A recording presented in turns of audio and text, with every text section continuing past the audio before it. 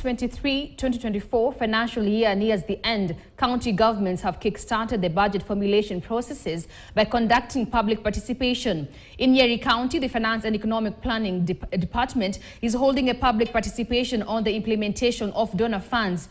However, stakeholders have noted the low turn of the public. Clement Masombo spoke to some of the participants.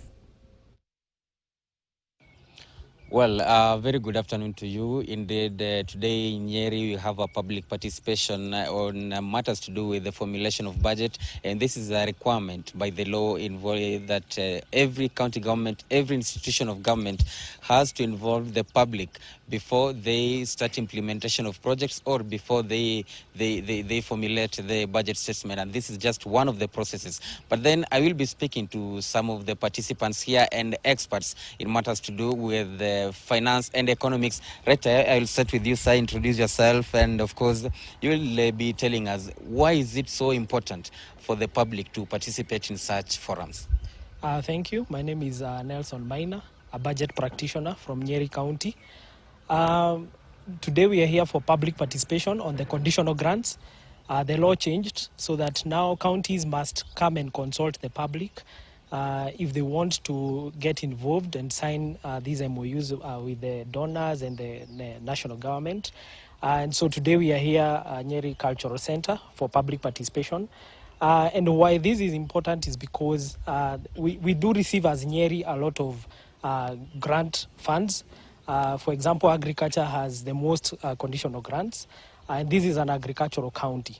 And as a food basket of this region, we really need to invest heavily towards agriculture. The amount of money we receive from national government from the equitable share is not enough.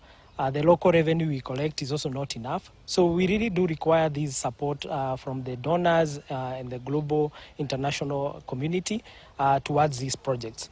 Now, why it is important for the public to participate, one is to learn and understand what are the conditions that come with these grants, because they have conditions and what value chains are they focusing on. And this will assist you as a farmer to position yourself the best way, so that you take full advantage of these. So one of the challenges we have seen today is that the public has not really come out for various reasons. And you can see the groups that have benefited before are the same groups that have come out today. And so you will reach a point where the public will be saying, there are only specific people who benefit from these programs.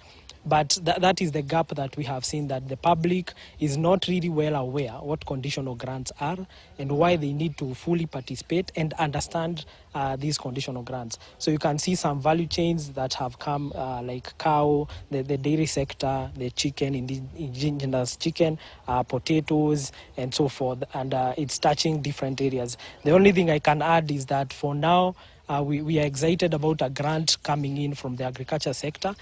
The previous one was focusing on only 6 wards, and we have 30 wards.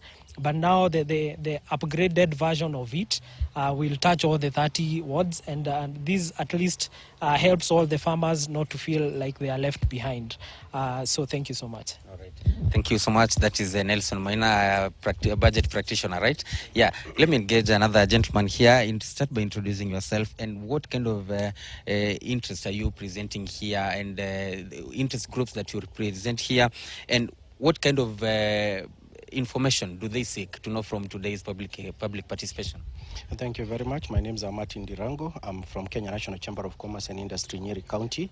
And for me here, I've come to represent the private sector. And the private sector is one of the key players in terms of generating the national revenue. And as much as that is, as such, we need to also participate in these public participations to be able to represent them. One thing that I've realized, and I can agree with the previous speaker, is that the turnout has been quite low, and there is a need for the publicity to be done in a better way so that the general public is able to understand and to be present during these forums. The reason as to why the public should come to for this public participation to discuss and to listen, to be able to understand these conditional grants, is because that these conditional grants have conditions pegged to them so that they can be able to achieve the national objectives national objectives. But one thing that I've realized is that they also need to be advised on why they usually peg them. Like now for the livestock chain support program, we have seen that the national government has already procured about 10 units of coolers. But when you look at the county of Nyeri, the production that we have might not be that big to need. That is not one of the major needs that we have as of now. We also need to address other issues in that value chain in terms of supporting farmers to be able to produce more milk. And we understand the challenge in terms of producing more milk is lack of enough fodder. So that would have been an area whereby that should have been addressed, should have created a need to have these coolers coming. Yeah. Thank you so much. Of course, that is Martin Dirangu, the CEO, Kenya National Chamber of Commerce and Industry, and Nelson Maine here, a budget practitioner, of course, giving us highlights of what is happening today during this public participation.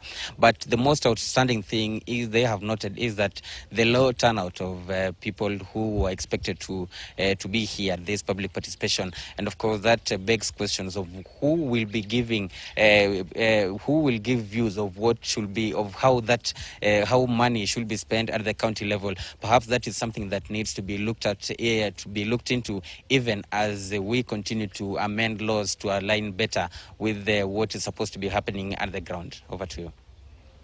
All right. Thank you, Masombo.